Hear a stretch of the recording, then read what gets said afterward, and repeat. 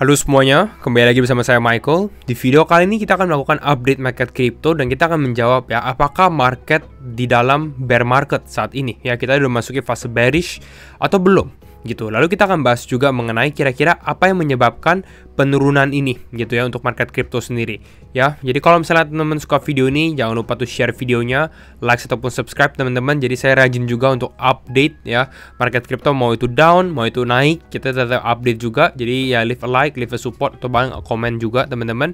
Dan ya kita langsung masuk dulu aja ke dalam intronya terlebih dahulu ya.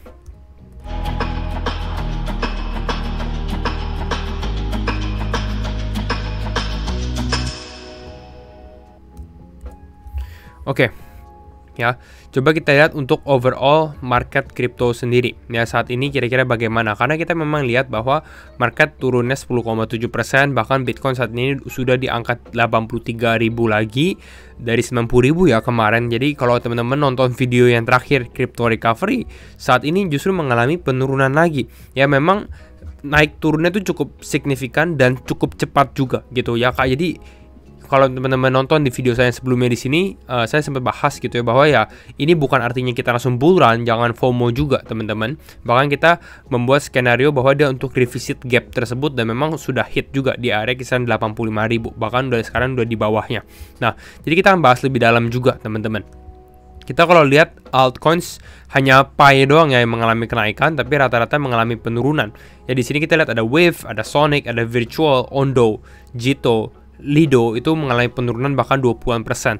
Sebenarnya yang lebih terdampak itu adalah altcoins ya. Nanti saya akan memberikan teman-teman gambaran yang lebih jelas lah gitu ya. Nah, kita lihat dulu ya, karena ini video cukup penting juga teman-teman. Oke, yang pertama Fear and Greed Index. Kita lagi di Extreme Fear teman-teman, kembali lagi.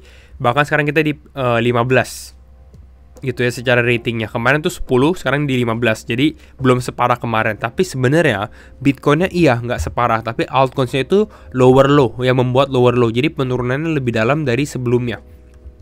Nah, kita bisa lihat dari sini total crypto market ya mengalami second worst decrease ya. Yang kedua nih yang paling parah istilahnya. Semua turun gitu ya. Turun sekitar berapa? 350 miliar dolar dalam waktu 24 jam. Jadi ya kalau misalkan kalian buka portfolio ini ngedamnya parah gitu ya, ya alasannya ini gitu ya. Rata-rata mengalami penurunan belasan persen atau bahkan ada yang 20% juga gitu. Ini untuk altcoins dan Bitcoin turun sekitar 9-10%. Ada berapa banyak yang dilikuidasi? Ada kisaran 1 miliar dolar yang terkena likuidasi. Jadi kalau kita lihat memang secara historically, ini kalau teman-teman lihat di sini aja, biasanya tuh market seperti ini ya. Ada likuidasi terus cool down. Ya, terus ada likuidasi lagi, mungkin ini cukup aktif di sini di Januari, cukup aktif. Tapi kalau kita lihat scroll sampai di misalnya September, Oktober, ini nggak terlalu besar.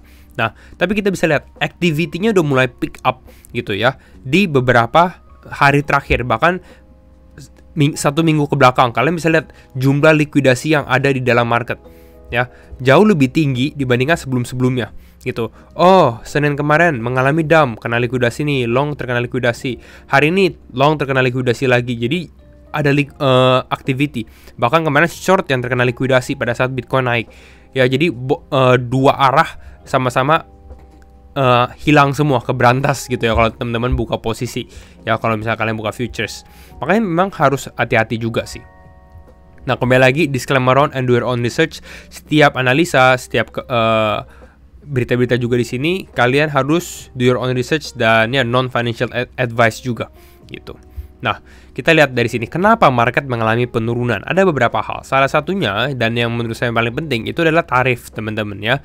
Dimana tarif saat ini udah live. 25% tarif untuk di Meksiko, 25% untuk 10% untuk Kanada, 20% on many goods untuk China ke US. Jadi ini adalah tarif dari luar negeri istilahnya untuk China, Meksiko dan Kanada ke US atau ke Amerika Serikat gitu. Semua kena. Tapi kenapa yang menyebabkan ini mengalami penurunan?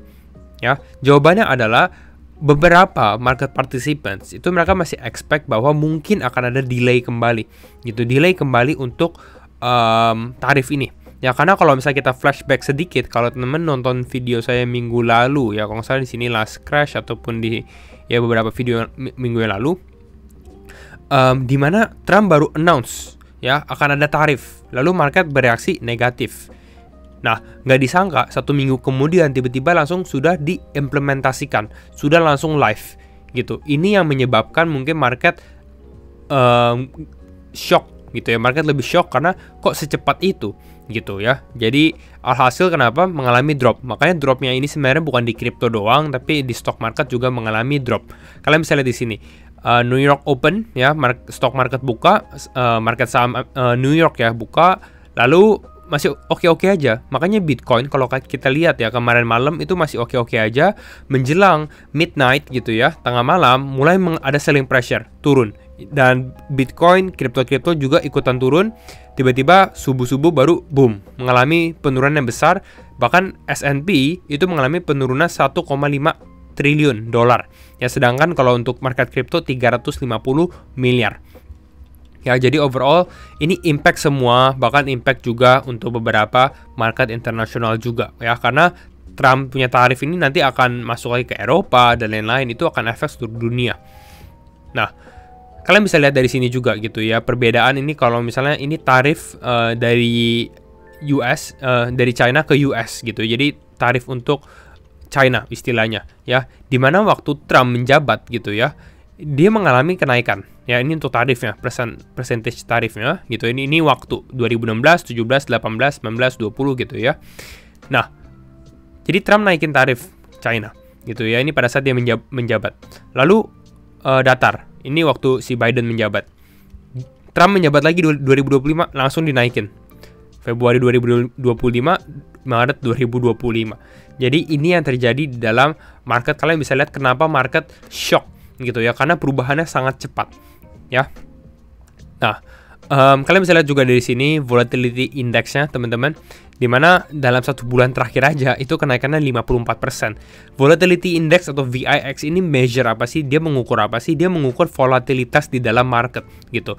Jadi kalau misalnya market lagi uncertainty, itu akan besar volatilitasnya. Dan ini naik 54%, itu ya udah termasuk besar gitu. Kenapa? Karena ya tarif ini. Tapi perlu di note juga ya, sebenarnya tarif ini bukan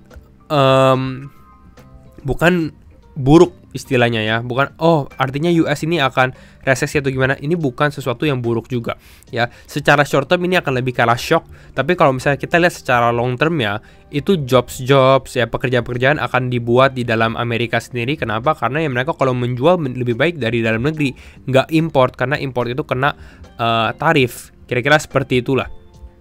Jadi kalau untuk long termnya mungkin akan lebih baik gitu, tapi karena ini shock makanya market turun gitu. Nah, kita lihat juga. Sekarang kita masuk tadi ke kripto sekarang gitu ya. Nah, apa yang terjadi di dalam market kripto? Ada beberapa hal. Kalau kalian lihat dari sini, yang terjadi adalah retail menjual ya. Retail selling gitu ya. Bahkan persentasenya ini untuk Bitcoin ya, harga Bitcoin ya teman-teman. Jadi kalau kita lihat pada saat market naik, retail jual, tapi kalau kita large investor atau mungkin paus-paus, mereka malah akumulasi. Bahkan sampai saat ini, waktu Bitcoin turun pun, mereka masih akumulasi juga. Jadi ini sesuatu yang harus diperhatikan. Biasanya kalau large investor masih akumulasi, bull market is not over. Jadi kita masih di dalam bull market juga, ya. Lalu ada beberapa hal juga. Nah, ini yang saya mau share ke teman-teman. Istilahnya Bitcoin sebenarnya saat ini kan turun ke 80.000, tapi ini belum membentuk lower low ya penurunannya. Tapi Ethereum, Solana, XRP, Cardano itu rata-rata udah turunnya jauh lebih signifikan gitu. Ada beberapa hopium sebenarnya saat ini, memang ya saya sempat mention juga di beberapa video gitu ya, bahwa banyak altcoins itu, banyak kripto yang lagi di support higher time frame, yang mungkin support mingguan atau support harian, yang mungkin ini akan menjadi good buying opportunity juga gitu ya. Apakah ini waktu yang tepat untuk beli? Apakah ini masih banyak what if-nya sebenarnya teman-teman. Tapi kembali lagi, keputusan di tangan teman-teman. Tapi ya kalau beli pada saat market fear sebenarnya nggak salah gitu. Tapi kalau kalian takut, mungkin bisa lakukan namanya dollar cost averaging juga. Jadi dicicil aja gitu. Nah, ada beberapa good news. Tadi kita udah ngomongin bad news, kita udah ngomongin situasi market, ada beberapa good newsnya. Ya, salah satunya ini baru aja bahwa US Treasury, ya, Scott Bessent dia bilang we are set on bringing interest rates down atau suku bunga turun, which is ini a good thing. Kita akan lihat nanti mungkin ini di FOMC bulan Maret apakah benar-benar dia akan menurunkan suku bunga. Ya, karena akan ada FOMC di bulan Maret, di pertengahan Maret, kalau nggak salah 20 Maret. Nanti kita harus cek lagi. Jadi akan cukup menarik sebenarnya. Atau mungkin ini nanti lebih ke arah di pertemuan berikutnya. Itu kalau nggak salah di Mei atau nggak di kuartal 2 lah. Jadi istilahnya kalau kita lihat secara outlook makro sendiri, ya mungkin di kuartal 2 masih lebih positif dibandingkan kuartal 1 juga gitu ya. Jadi cukup menarik teman-teman ya. Ini beberapa update yang banyak juga, tapi saya mau remind juga teman-teman bahwa Laba Lab lagi open batch. Laba Lab itu adalah community eksklusif saya sendiri, dimana saya update hampir setiap hari mengenai pergerakan Bitcoin, mengenai altcoin apa yang saya lihat, lalu beberapa tren baru mengenai market crypto. Bahkan kita live secara weekly atau mingguan, kita sharing session dan lain-lain. Kalian jadi kalau misalnya mau join untuk Laba Lab sendiri, feel free untuk join teman-teman. Ada yang 1 bulan, 3 bulan, 6 bulan, maupun 1 tahun, 12 bulan. Ini adalah beberapa benefitnya. Kalau kalian tertarik, feel free langsung cek aja di deskripsi. Teman-teman bisa isi form atau enggak tinggal chat aja YN Admin di Telegram ya. Kalau misalnya kalian mau further details lagi. Ya, itu aja sedikit iklan ya. Dan ya sekarang kita masuk aja mengenai teknikalnya teman-teman ya untuk market crypto sendiri. Oke, ada beberapa hal ya. Sebelum kita masuk ke technical, ini saya udah sempat share juga. Ini adalah bull market peak indicators. Jadi ini mengukur, indikator yang mengukur apakah kita sudah di pucuk gitu ya. Nah, kalau kita lihat saat ini memang masih 0/30 gitu. Dan saya rasa sendiri sebenarnya ya seharusnya at least kalau misalnya kita di dalam bear market, harusnya ada beberapa indikator yang udah hit. At least 1 atau 2 atau 3 lah. Nggak harus 15 atau 20 yang udah hit, oh kita udah top gitu. Tapi ini bener-bener 0 dari 30. Semuanya bilang belum top gitu. Jadi bagaimana? Ya kalau misalnya kita lihat dari sinyalnya ini adalah hold 100% gitu. Ya, tapi yang kalian harus lihat adalah beberapa indikator ini lagging, teman-teman. Jadi dia istilahnya cukup telat. Lalu ada satu lagi, yaitu adalah di sini indikatornya banyak faktor gitu ya. Ada yang untuk altcoin season index, ada yang teknikal banget, ada yang pakai on chain, ada yang pakai ETF flow dan lain-lain. Jadi ini indikatornya sebenarnya ya cukup lengkap lah, karena ini mengukur beberapa faktor dan indikator yang bukan hanya teknikal doang masuk semua ke sini gitu. Ya, jadi itu satu. Lalu kalau kita lihat secara weekly, secara analisa teknikalnya pun secara weekly, sebenarnya karena Bitcoin mengalami run up yang cukup signifikan gitu ya. Di bulan September, Oktober, kuartal 4 atau akhir tahun lalu, ini kan naiknya signifikan sekali, 100% hanya dalam waktu beberapa bulan aja. Jadi pada saat market mengalami drop seperti ini, technically ini masih dikategorikan normal. Ya bukan koreksi sehat lah, ya koreksi, karena ya cukup dalam dari topnya ke bawah, ini kan 27%. Ya 27% itu cukup dalam. Namun saya mau mention beberapa hal juga ya. Sekarang yang saya perhatikan itu, saya masih beranggapan bahwa Bitcoin sendiri masih bisa holding the line ya. Ini memang ada gap kalau kalian nonton video saya yang kemarin. Di sini ada gap yang belum ketutup. Nah, ini new gapnya udah ketutup ya. New gap di sini, sorry, ini saya kasih 1 hari, dan di sini mungkin kita kasih 4 jam. Nah, kemarin ada gap di sini, makanya di sini waktu crypto recovery saya sempat bahas jangan beli dulu gitu ya. Kenapa? Karena gapnya harus ke close dulu, dan memang ke close, tapi memang turunnya lebih dalam lagi. Tapi kita bisa lihat di sini masih ada area gap yang belum keisi. Itu di kisaran 78 sampai 77. Gitu, itu satu hal. Jadi itu akan menjadi level support yang kalian kalau mau lihat feel free untuk lihat. Lalu saya ada send juga di community kalau kalian yang join. Jadi pastikan kalian udah join community Telegram juga. Ada liquidation level di area kisaran 75 ribuan. Ya, jadi memang di sini ya kembali lagi ini jadi ada confluence, ada beberapa hal juga yang menjadi yang berindikasi bahwa level 75 77 itu akan cukup kuat gitu.